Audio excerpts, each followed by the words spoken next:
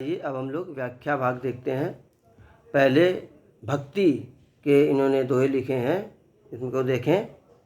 भक्ति के दोहे आपके में 8 दोहे दिए हुए हैं। पहला है, मेरी बौ बाधा रो राधा नागरी सोई, जा तन की झाई परे श्याम हरित दुति होई। देखें, अनेक अनेक अर्थ होते हैं, कहीं कहीं दो दो अर्थ छुपे हैं। मुख्य अर्थ को हम लेकर यहाँ पर चल रहे हैं।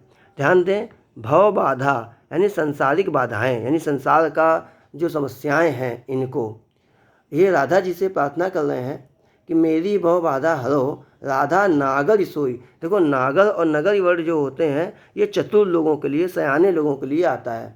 भगवान को नागर, और चूँकि देवी है तो नागरी, तो नागर स्त्रीलिंग है ना, तो नागर सोई कि हे चतुर राधा, मेरी सांसारिक बाधाओं को हरो। कैसी राधा?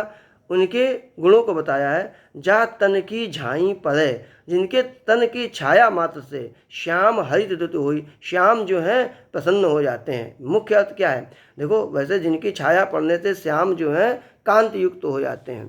अब यहाँ पर इनके रंगों का जो ज्ञान था वो भी प्रकट हुआ। राधा जी कैसी हैं? गोरी यानी पीला रंग, और श्याम वर्ण है नीला, और पीला नीला मिलकर बनता है हरा। तो यहाँ पर इनके रंग संबंधी ज्ञान का भी चातुर्य प्रकट हुआ है। लेकिन हम लोग मुख्य भाव को लेकर चलें कि क्या है कि हे चतुर राधा, मेरे संसारिक समस्याओं को, बाधाओं को दूर करो। कैसी राधा? जिनकी छाया मतलब झलक मात्र से, जिनके दर्शन मात्र से ही श्याम जो है यानी राम जो कृष्ण जी हैं वो प्रसन्न हो जाते हैं। ऐसी राधा जी हमारे संसारिक बाधाओं को दूर करें।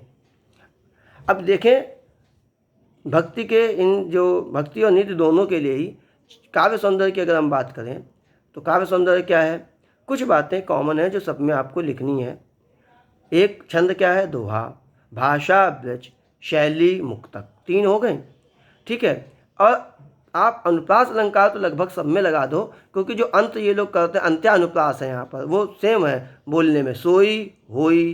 देखें, इधर दूसरे में देखें, नंद, चंद, तीसरे में गात, प्रभात, होती, ज्योति। तो आप देखें, अनुप्रास सब में मिल गया। तो अगर आप कॉमन जो काव्य सौंदर्य के तत्व हैं उनकी बात करें तो आप देखें, ब्रज भाषा, मुक्तक शैली, छंद, दोहा, अनुप्रास सब में लगा दें। और एक चीज़ देखें, अगर गुण की बात करें तो प्रसाद और माधुर्य गुण। देखो, 3 प्रकार के गुण होते हैं, प्रसाद गुण, माधुर्य गुण और ओज गुण। तो जो रचनाएं वीरतापूर्ण होती हैं, उत्साह से पूर्ण होती हैं, वहाँ ओज देखने को मिलता है। और जहाँ श्रृंगार की बात होती है तो वहाँ मधुरता होती है, वहाँ माधुर्य देखने को मिलता है।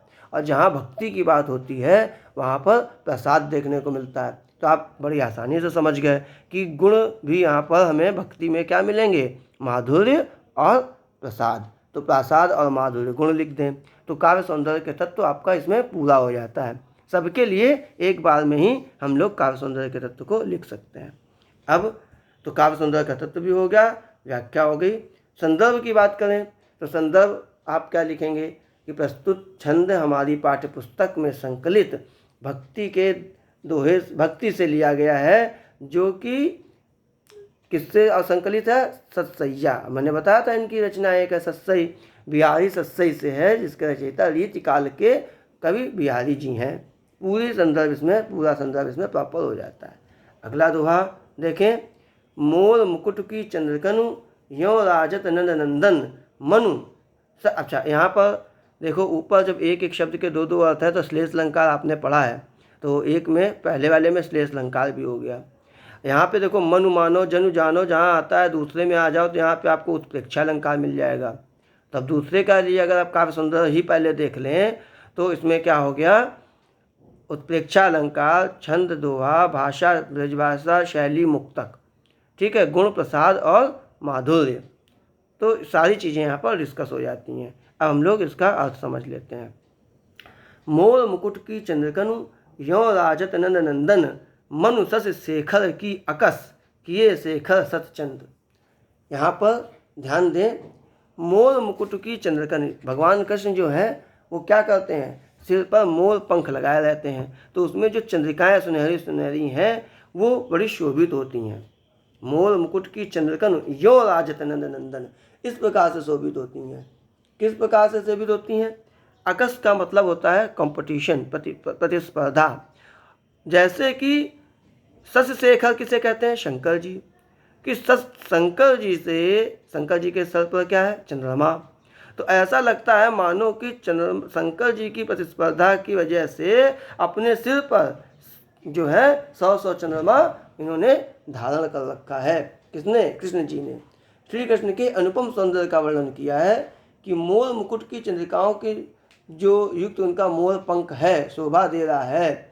उन मोर पंखों के बीच में जो सुनहरी चंद्रिका आकार की जो रेखाएं हैं वो ऐसी लग रही हैं कि मानो कि शंकर जी से प्रतिस्पर्धा के कारण उन्होंने सैकड़ों चंद्रमा, सत माने 100 है, सैकड़ों चंद्रमा को सिर पर धारण कर लिया है।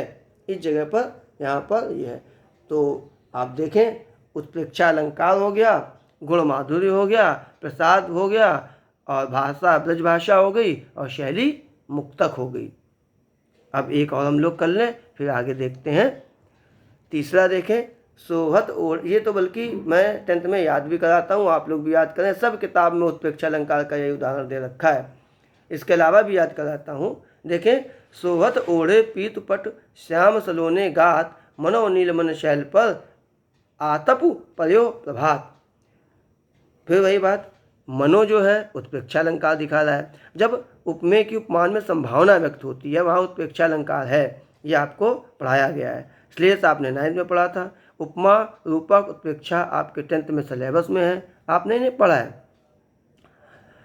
तो पीला वस्त्र धारण किए हुए, पीत पट, ओढ़े माने ओढ़े लिए, धारण किए हुए, सोहत माने शोभित होते हैं। कौन? श्याम सलोने गात, श्याम का सलोना, गात माने शरीर, श्याम का सलोना शरीर पीला वस्त्र धारण किए हुए ऐसे सुशोभित होता है मानो की नीलमणि शैल पर, नीलमणि पर्वत पर, शैल माने पर्वत, नीलमणि, नीलमणि एक मणि है ना, नीली रंग की मणि हो, तो वो नीलमणि का एक पूरा पर्वत है, उस पर आतप पर्यो प्रभात, प्रभात की जो धूप की, जो सुबह की धूप है आतप, वो पड़ रहा है और एक आभा बिखर रही है।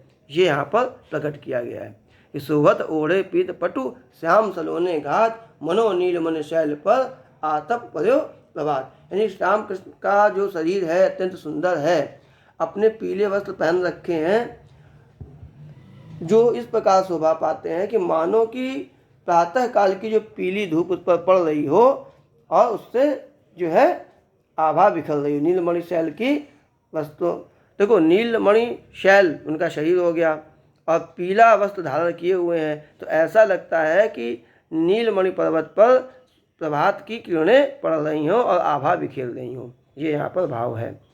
अब हम लोग आगे देखते हैं अगले वीडियो में।